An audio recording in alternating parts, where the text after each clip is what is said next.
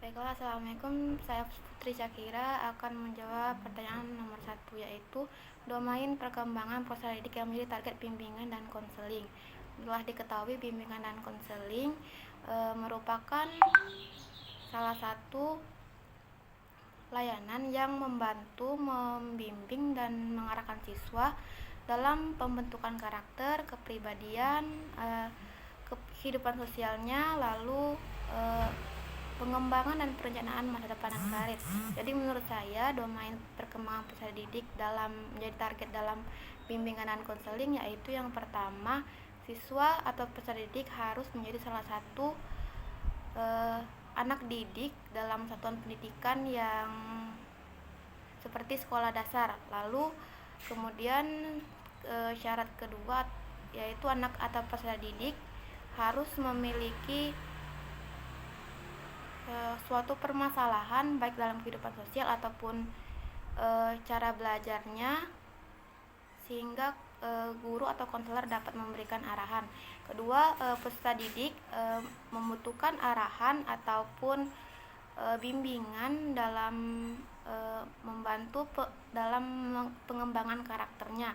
Kemudian yang ketiga, peserta didik seorang yang membutuhkan arahan atau bimbingan dalam perencanaan dan pengembangan masa depan karirnya di masa depan. Lalu soal kedua yaitu konselor sekolah dapat melakukan intervensi untuk memfasilitasi peserta didik mencapai tugas-tugas perkembangan. Jelaskan 3 diantaranya. Menurut saya ada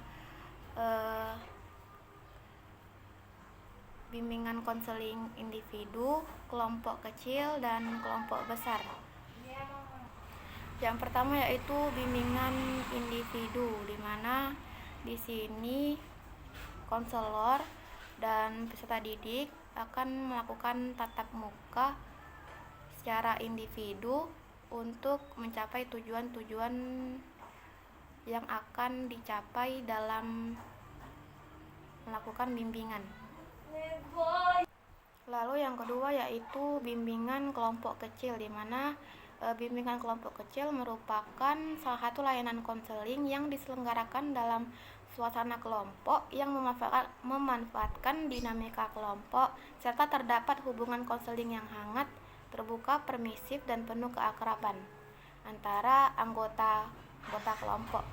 Lalu tujuan dalam cara penyelesaian permasalahan dalam kelompok ini ialah dengan siswa saling memberikan pendapatnya dengan arahan guru atau konseling, sehingga mereka dapat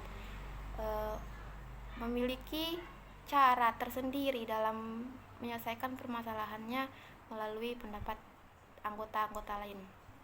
Lalu yang terakhir yaitu bimbingan kelompok besar, di mana salah satu layanan bimbingan dan konseling di mana jumlah anggotanya relatif cukup besar dari kelompok kecil, atau bisa juga biasanya terbentuk dari beberapa kelompok kecil yang masing-masing kelompok menangani tugas tertentu. Baiklah, pada soal ketiga yaitu Mirik menyarankan 4 langkah sistematik problem solving untuk membantu peserta didik menyelesaikan masalahnya. Uraikanlah secara singkat masing-masing langkah. Baiklah, soal nomor 3 yaitu Mirik menyarankan 4 langkah sistematik problem solving untuk membantu peserta didik menyelesaikan masalahnya. Uraikan secara singkat masing-masing langkah. Baiklah, sebuah kajian menyarankan bahwa problem solving dan decision making meliputi beberapa tahap. Tahap pertama adalah identifikasi permasalahan, apakah situasinya, apa yang telah menyebabkan permasalahan terjadi, siapa yang terlibat, dan bagian apa yang mereka mainkan dalam permasalahan tersebut. Identifikasi masalah sebenarnya tidak selalu mudah, karena permasalahan yang nampak di permukaan mungkin bukan permasalahannya yang sebenarnya. Permasalahan yang nampak mungkin hanyalah sebagai sebuah gejala atau tanda-tanda dari sumber masalah yang sebenarnya. Tahap kedua adalah tahapan mendefinisikan permasalahan ketika seorang konselor meneliti sebuah situasi akan memecahkan permasalahan tersebut ke dalam area-area yang dapat membimbing pemahaman lebih melanjut. Lalu pendefinisian masalah dalam istilah-istilah khusus dan perilaku-perilaku yang lebih jelas akan sangat membantu dalam penyelesaian masalah. Tahap terakhir adalah memilih sebuah dasar-dasar tindakan, pengembangan sebuah perencanaan, dan kemudian bertindak terhadap masalah tersebut setelah ide-ide dan nilai-nilai diklarifikasikan dan tujuan-tujuannya juga. Baiklah, kemudian nomor 4 saya lewatkan. Nomor 5 yaitu salah satu objektif dari layanan dasar ialah demonstrate cooperative behaviors in groups. Uraikanlah maksud dari objektif ini jika menggunakan model sejarah langkah-langkah operasionalnya supaya peserta didik sekolah dasar dapat mencapai tujuan ini. Baiklah, yang pertama-tama arti dari demonstrate cooperative behavior in groups itu merupakan menunjukkan sikap kooperatif dalam kelompok. Maksudnya ini peserta didik perlu menunjukkan sikap kerjasama dalam kelompok, seperti memberikan pendapatnya, membantu anggota satu sama lain, lalu menjalankan fungsi dirinya dalam kelompok yang ada. Apabila seorang konselor atau guru ingin melakukan layanan dasar secara dengan objektif ini, langkah-langkahnya yang pertama yaitu guru atau konselor perlu memberikan sebuah material seperti video ataupun suatu cerita dongeng yang mengisahkan tentang hal yang berkaitan dengan perilaku kooperatif dalam kelompok.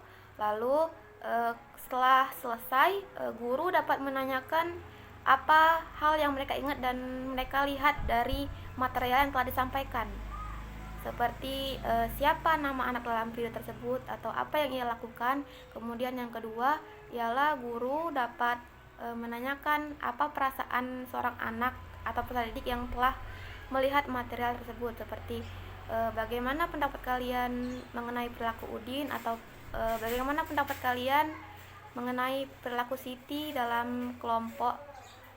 Kemudian guru dapat, langkah selanjutnya yaitu guru menanyakan pengalaman pribadi peserta didik yang memiliki kaitan ataupun kesamaan dengan objektif tadi, mengenai perilaku kooperatif dalam kelompok. Kemudian yang terakhir, guru atau konselor juga dapat menanyakan hal yang seperti bagaimana siswa menjalankan bentuk implementasi tentang demonstrate cooperative behavior in groups ini di dalam kehidupannya. Baiklah, itu saja jawaban dari saya.